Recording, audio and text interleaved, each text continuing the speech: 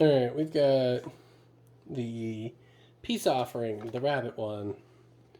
I forget what that 3 color is. The blue, white, green. More bunny, more problems. I also grew up in the 90s, Wizards. More money we got, more problems we see.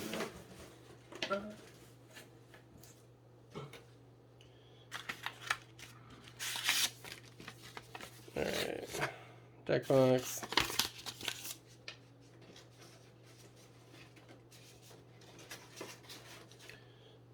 I kind of rushed through these, not out of any sort of. I just, the deck lists are online. Ooh, Byway Barterer, Shoreline Looter. The main part is like, did I think the deck was good or not, which we need to just play to get to. Look at this. Look at the. There's 10 new cards. I can't tell which ones are new or not new in the set.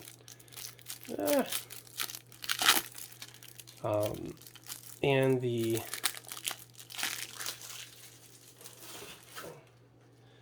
surprise.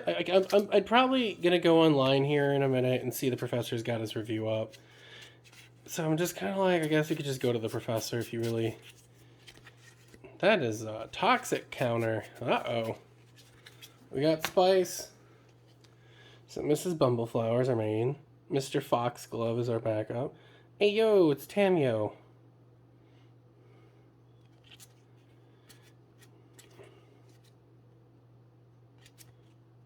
Morana the Third Path. Does she have new art there? Ooh, that's cool.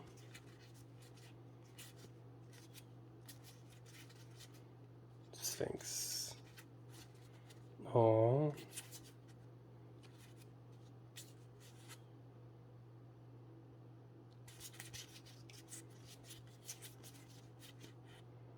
That's cool. Oh, that's a cool looking glacial fortress. Is that like the original one?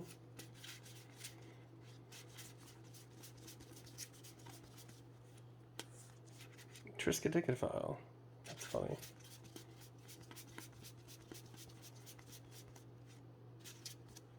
Offer you can't refuse. Classic. Classic.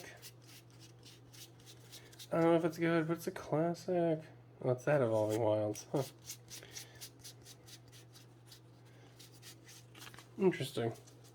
Alright, I'll get this guy sleeved up and played, and I'll let you guys know how he went. Alright, peace offerings. This is just a +1/+1 counter deck. Like, this is a counter deck. Look at Mrs. Bloomburrow, right? Whenever you cast a spell, target opponent draws a card. Put a +1/+1 counter target creature. It gains flying till end of turn. Same time its ability is resolved. This turn, you draw 2 cards.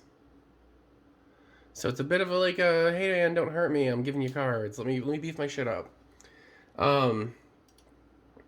My buddy, this deck I think is probably the weakest one.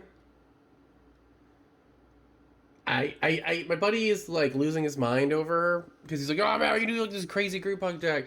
So, but he's just gonna buy the commander for $1 and then move on. So, I don't know where this one's upgrade path is, without just completely throwing the whole kitchen sink out.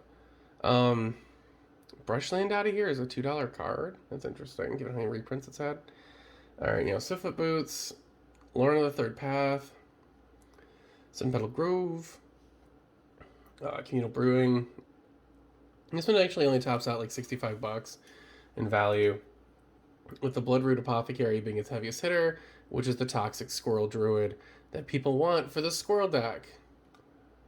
I'm pretty sure they did this on purpose, so you'd buy both decks. People really like the Swords of Plowshares. It's really cute, I ain't gonna lie. Chloe and Hydra always does well. So there's not a lot of heavy hitters in cards. Like, you've got, even the Tamio is only like a $2 in foil. Like, no one cares. So yeah, the value in the box isn't as high. There's a lot of 40-cent and 20-cent cards that are holding this thing up. But if you this deck I'd probably say is a $30 to $40 target purchase. Um, it's fun, but I think it requires a lot of heavy lifting. If you like the mechanic of the commander, I think you're better off just buying the commander out of the box. And the same thing with this squirrel. You're better off just ordering him. Spend the $10, get both, move on with your day. Um, is he like laser beaming that thing? Like, what is he doing? What is this guy doing? Oh, he's pouring it. Oh, I see, I see. I thought it was just like beam. They don't have that thing still. They had an April Fool's joke where you put laser eyes on cards. It was really awesome. Anyway, can I recommend this deck? Yeah, I guess. It's of the 4 decks of this set, it's the one that falls most into, I wouldn't say Wizards phoning it in territory, because it's better than some of the ones like Looking at You, Wilds of Eldraine, but it's a solid little, like you can do stuff with this commander. And if you're new to the game, there's a lot of meat and potatoes in this box. You know, your Brushland, your Swiftfoot Boots, your Sunpetal Grove, your Soul Ring, Reliquary Tower. There's a Farseek. Oh, the new bunnies on it. Oh. Razorverge Thicket. You know the Fastland. You got Wizards class. Oh, with that new art. If you don't have a Thought Vessel yet, there's a Thought Vessel. Mr. Foxglove is pretty neat. I actually kind of like him. I might build him into a commander deck, something later. An Adhikar Waste if you don't have one. Cultivate if you don't have one. Generous Gift if you don't have one. There's a Felwar Stone. Prairie Stream. I got your temples. Canopy Vista. Mindstone. Yeah, this has got a lot of meat and potatoes. So if you're actually a new player that's building a collection, this deck might not be a bad. Thriving Grove. There's another one. Terrific Expanse. Evolving Wilds. Thriving Heath. Yeah, there's a lot of... another temple. A lot of the cheap mana fixing for Baby's first decks are in here. Hypnotic Coast, there's another one. Arcane Singed, Flooded Grove. There's a lot of, mid to cheap range mana fixing. So, so again, it's a fun little deck. It's not the strongest of the 4, but it does have a lot of little knickknacks in it that can be used for other decks. But if you're just looking for the bombs, Mrs. Bloomfurrow, Mr. Foxglove, and the Bloodrot Apothecary, you're in and out for $10 on TCG Player.